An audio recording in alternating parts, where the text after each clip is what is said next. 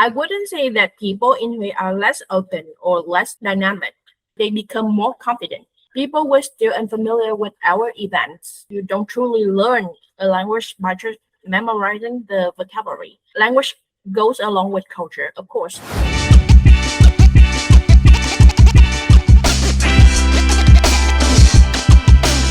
Welcome back, and this is PC1.text. In this show, we're not going to talk about the grammar rules, the vocabulary list. We talk about the real people and the real stories behind them and how they learn to live the language. In the previous episode, we met Thuy, an ITBA. We gave her the very interesting story about her transition from an English teacher to an IT business analyst. And today we will meet a very special girl, I guess. And she's building something that doesn't quite fit in any box. It's something part book club, part art salon, part language lab. Okay, and we're gonna meet Linh. I think I want to start somewhere unexpected. I would like you to describe yourself, but you have to use something not related to your daily work, your teaching, your English, okay? So without them, who are you?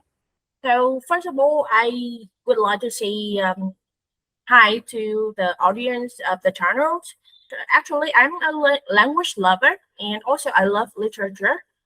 And now I'm a part of TN Language Room, a salon in Hue City.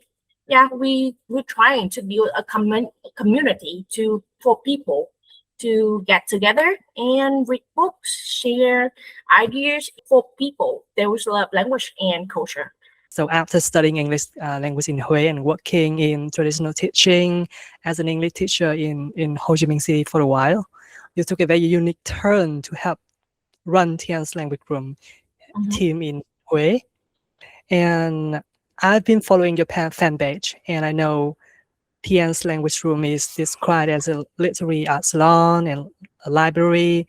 So for those who are hearing this for the first time, can you introduce our audience to what a literary art salon actually looks like in reality? Okay, so I know that you mentioned about TN language room in your previous answer, but I want you to talk about it more specific. I'd love to share a little more about TN Language Room. It's a small English language literary art salon based in Hue City. As I mentioned before, we try to create a space for people who love languages, literature, culture, and arts as well. We simply wanted to build a community for university students in Hue.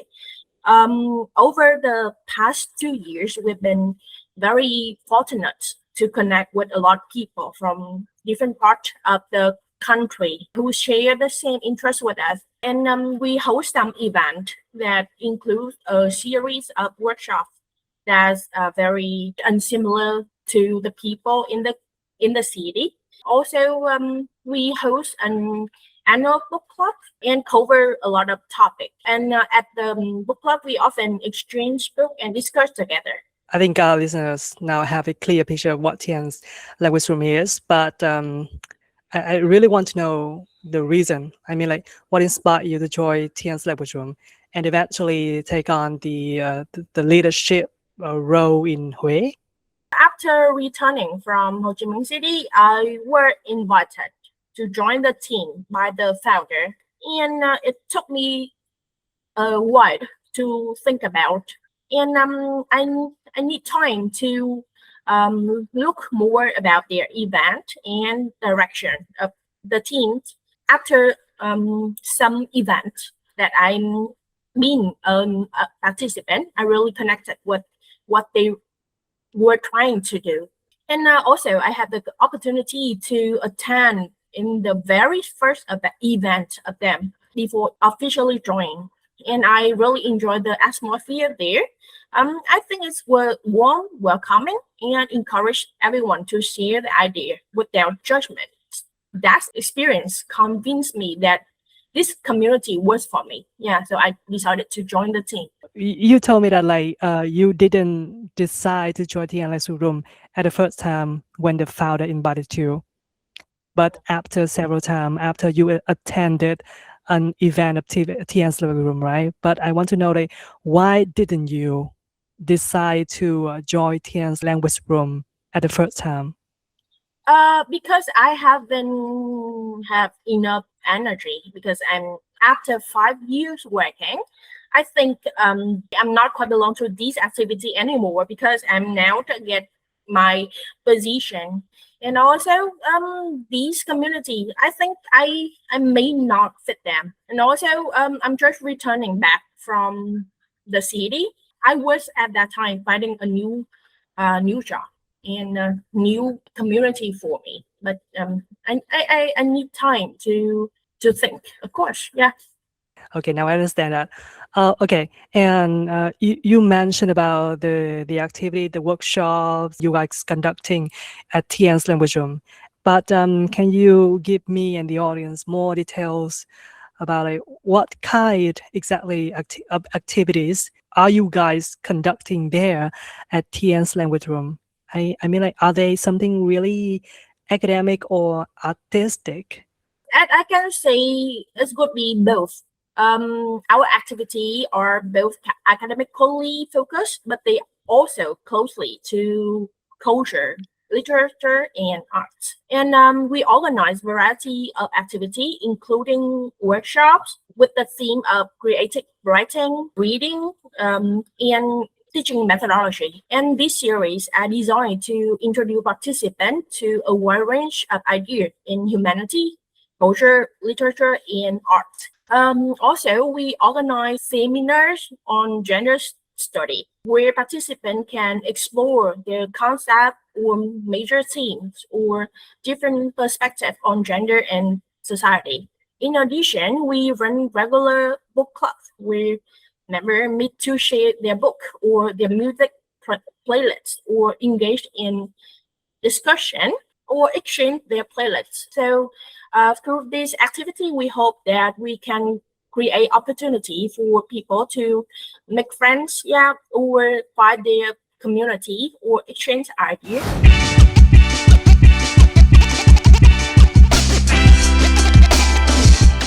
I am a teacher, an English teacher too, and I have been teaching for years. And I know that when we are teaching in a class, we are always trying to create an environment where the student feel comfortable to share their idea, to share their opinions, and they are comfortable to speak English in our class, right?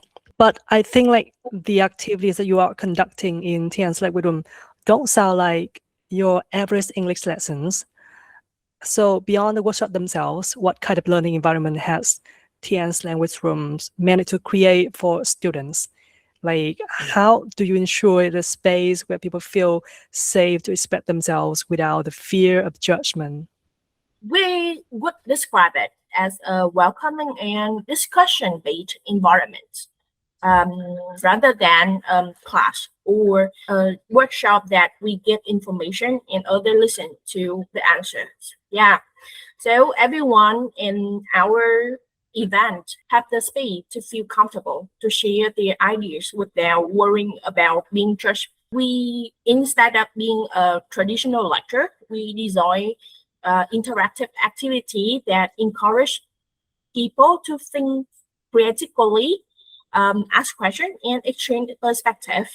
Yeah, our role in the event is are at the facilitates the discussion rather than provide the answers for participants. More importantly, we want to create meaningful conversation, not just deliver information, so people can freely exchange ideas, reflect on the other viewpoint, and develop deeper understanding on the topic. Also, at the same time, we hope these activity can help our participants build connection with the people at the place. And one of the most rewarding part of our event is seeing how much everyone learns from each other, because our participants come from different backgrounds and they bring unique experience and perspective with them. So I think the discussion is quite insightful. So as an organizer, I think we learn a lot from our participants as they have from us. Seems like we have to talk a lot if we participate in those activities in your TN's living room. After hearing you talk about all the activities, all these creative activities, I can't help but notice that TN's living room touches on some pretty heavy and profound topics. For a lot of everyday learners listening to this, that might sound a bit intense or even intimidating. They might think, oh, this play is only for advanced elite or the people with near native English, or like someone is fluent in English. So let's address the elephant in the room, okay? Do participants actually need to be, good enough or have a certain high level of English to join TN's living room and fit into these complex discussions like you mentioned about? To be honest, at the beginning, people were still unfamiliar with our events. Activity like reading workshop or creative writing workshop aren't very common in our city. So when people heard about those names, they often assume that event would be highly academic or difficult to follow, and maybe the space isn't for them. Some also worry that their English wasn't good enough, while others simply weren't sure whether they belong in that kind of space. So to address that, we've always tried to make our workshop as accessible and engaging as possible. Most of our events are conducted in both English and Vietnamese, so people can participate completely regardless their English level. Also, we choose reading material that are approachable and easy to understand for our participants. It's also about creating an environment where people don't feel pressure. So we design interactive activity that encourage our participants to cooperate and share their opinions freely.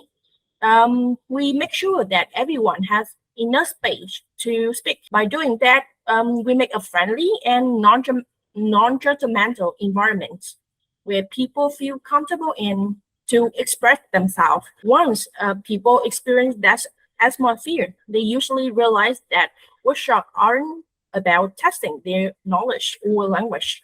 And they go there to explore ideas together, and that's why they become more confident, participate more actively, and even more back for future events. Okay, so it's amazing to hear how you break down those academic barriers and to make English so alive and welcoming. So you guys must take a lot of effort though, but building something this innovative must come with its own set of challenges, right?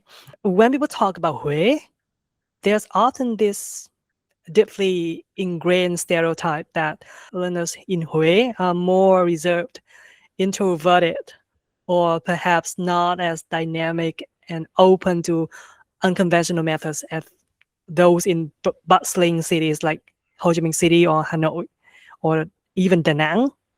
Have you experienced this firsthand when organizing activities at TN's language room? And what has been your biggest challenge regarding participant mindset, and how did you overcome that Huế stereotype? I wouldn't say that people in Hue are less open or less dynamic.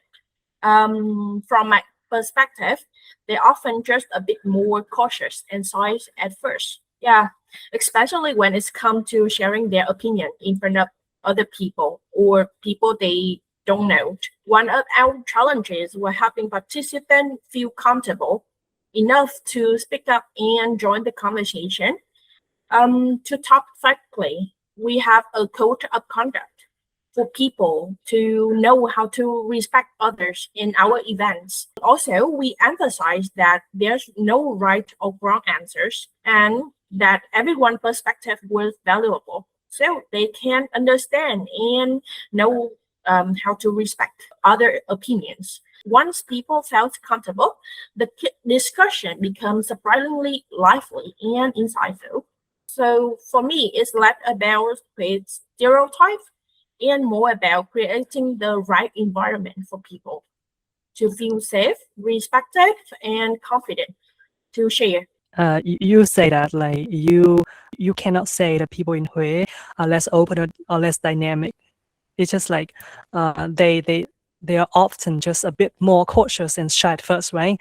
Especially when it comes to sharing their opinions in front of the others especially at the first time. And I think like I totally agree with you because I am sometimes really like them. I'm so introverted in the front of people. Okay, so looking back at your entire journey from an English student right there in Hue to teaching in Ho Chi Minh City and now running this incredible language community, what is the single most important piece of advice you would give to our audience for anyone out there learning English or any foreign language in general? What does it truly take to own a language instead of just studying it for exams? I think the most important lesson I have ever learned is that you don't truly learn a language by just memorizing the vocabulary or mastering the grammar. You need to learn it by using it in everyday life. Yeah, that how you learn to express your thought, connect with other people, and engage with different ideas and culture. Language goes along with culture, of course. And for me, language is not just a subject to study, it's a tool for communication, understanding, and building meaningful connections. That is the episode. I thank you, Ling, for building a room that more people deserve to walk into. And I hope that if you guys are listening to this episode and if you are living in Hue or something, okay, and now you have a place to go and to practice your English and just feel free. Okay. Oh, it is free to join the answer room. Yeah, of course, it's a space for everyone to come in. Yeah, we always welcome people to come with us who share the same interest with other audience in our community. So I think like for those who are listening to this episode, and yeah, if you are living in Hue, and you can follow the fan page of Tian Slavic Room or to get the information, the newest information about the event that Tian Slavic Room are conducting in Hue, and you can go there and take part in those really interesting activities. And so thank you very much, Ling, for joining our episode today. Thank you so much for having me today. It's been a pleasure to share my story, and thank you for everyone who've been listening. Okay, and bye bye.